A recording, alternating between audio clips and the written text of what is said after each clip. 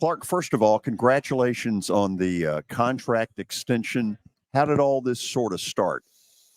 Well, thanks. First of all, I'm humbled by the show of support from Chancellor Deermeyer and Candace Lee. I think it's a great thing for us. It's a great foundation for us to continue building on the journey and all the progress that's being made on facilities. We get excited about what this program is going to look like over time, and I'm glad to know that I'm going to be a part of it.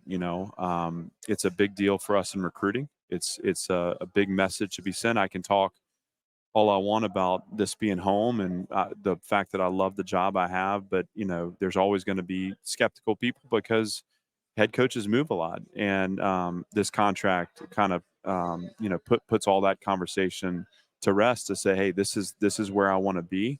And as far as the conversations that happened around leading to the extension, um, you know, I- what I believe about the support and the vision is that Chancellor and Candace both see the progress being made. They see the progress off the field, the progress on the field.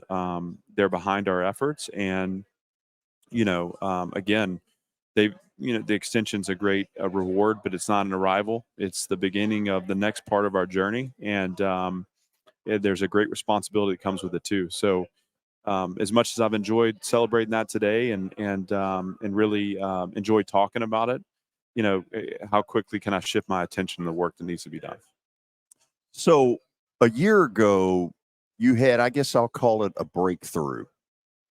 You go to Kentucky and win, you come home and rip into Florida pretty good. And about the time you want to be able to say, man, we're headed up, then there's Tennessee. Yeah. How hard was that to have to deal with, given that you want to see this rainbow start and then it kind of got doused a little? Well, success and progress is rarely linear. So you're gonna deal with the ups and downs. And I was very proud of the fact that our team stayed in the fight through the course of the season. I thought there was real character being developed there internally. I felt like we had some situations early in the season where we found success, and then we had some where we failed to break through when we could have. And so to see them stay in the fight after a tough loss against Missouri, a tough loss against South Carolina, to go up to Kentucky and win a game where I felt like we physically were the better team that day. That was exciting. To double down on that with Florida showed a level of focus and consistency. But when you're playing the top end of this league, you can't afford to make mistakes. And the Tennessee game, we couldn't get the ball moving on offense. We faltered early on defense, but I felt like we settled in the first half. And then in the second half, there were 3 consecutive possessions where they had the ball at midfield, and they just broke it open. And it was so frustrating. And I know our team was frustrated, but it's also where we are, and so we can't hope our way into being further along. We gotta shift focus back to the work and plot our course. And this team 3, this iteration of Vanderbilt football, will be better for that experience, both the good and having the breakthrough moments and the challenging where we didn't finish how we wanted to. But I think that last year's team being in position to fight for a bowl game there at the end of the season was a step in the right direction. You and your staff have worked tirelessly on recruiting, and let's face it, that's where this starts to get better. As you start year 3, how much better is the talent level than when you got here? Well, listen, we have confidence in it. I mean, obviously, we've selected, now a majority of our team into the program, and what happens is we're not just selecting in the player, we're selecting in the person that will develop through our systems. And so that first team, hey, I got to know all those guys like January 20th, and we set off on a course, and we started at the most fundamental. I think the first week we did in the winter workouts, we did the warm up in the stadium. We didn't try to advance quickly just because we understood the level of work that needed to be done. So that first team was important because it did set a foundation, but those guys weren't able to be immersed in our systems for development over time. Those that have stayed in the program since that point have made incredible strides. And so you're seeing the two things. One is, again, the recruiting of talent. The other is the development of talent. And those two things are critical to our long-term success and sustained success. And so, again, for us, we recruit the raw material. It's length and speed and frames that we can build out, and then we take the time to invest in each player so that they grow into elite level players in the SEC. And we're now 3 years or 2.5 years into that, and we feel like we are fielding a more capable team, and that's exciting. Never to me in college football has the quarterback been more important than he is today. I don't know when that started to change, where you better have a really good one. What I saw a year ago in AJ Swann was little glimpses of really good, but like a lot of freshmen, then some moments where you'd go, oh, he's a freshman. Yeah. As a sophomore, what's fair to expect out of him? Well, progress. I mean, I think that's what we all expect. So what is progress? It's both enhancing his physical skills because he's been in our training systems for longer, but also decision making and consistency of play. I mean, that what you're looking for in that position is a level of consistency to know week in, week out what you got.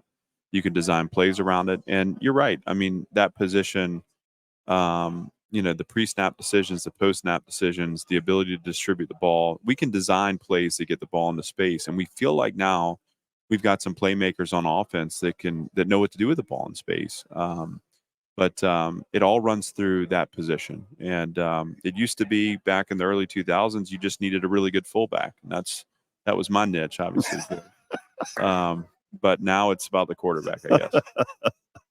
What tell me defensively where you think you all are. Well, I thought we made strides last year. I was disappointed with how we played early in the season in our league. And I felt like we settled into an identity. I think Coach Howell got comfortable with the system and the personnel. CJ Taylor wasn't playing a big role for us there early in the year. And then at the end of the year, he became, a guy we leaned on for the big play. And so that, sometimes, knowing your personnel and kind of seeing how it fits together does take some time. We're way further along on that journey now. Now that Coach has been here for a year and a half, he spent another full cycle in the offseason with these players. Both the identity of the defense and also the tactics of the defense, I think, are going to be advanced. It's still, to me, and as a defensive coach, I mean, it still comes down to do you have 11 guys that are playing within the structure, snap in, snap out, and are they playing with effort? And then how have you designed to make the offense play left-handed? We'll still have to execute on those little nuances as the season gets going, but both the return of people and then the advancement in our systems, I think, is going to put a better defense on the field, and I'm excited to watch those guys get after it. I thought they had a nice spring, and we've got some great leadership on that side of the ball too. You brought up Taylor, and it was really pretty remarkable from down here to up here. How does that happen? Well, that quickly? Yeah. Part of it is just learning his skill set, and CJ's a guy. I think he becomes a model for what a developmental program can do, and he would tell you this. I mean, when he got here, I mean, he had such a great high school career and was a multi-sport athlete, but he wasn't ready as a freshman. He earned his way, and it was like in college, we're like the stepping stone to the NFL, where it's all about the process before you get in the building, and building that process and understanding the importance of training and building out your physical skills so that when the ball's put down, you're capable of making the play. The one thing that stood out about CJ early was he was underdeveloped physically, and is he a safety? Is he a linebacker? We have a position that fits his skill set. I think early on in the season, we were looking at him back and playing him more at safety.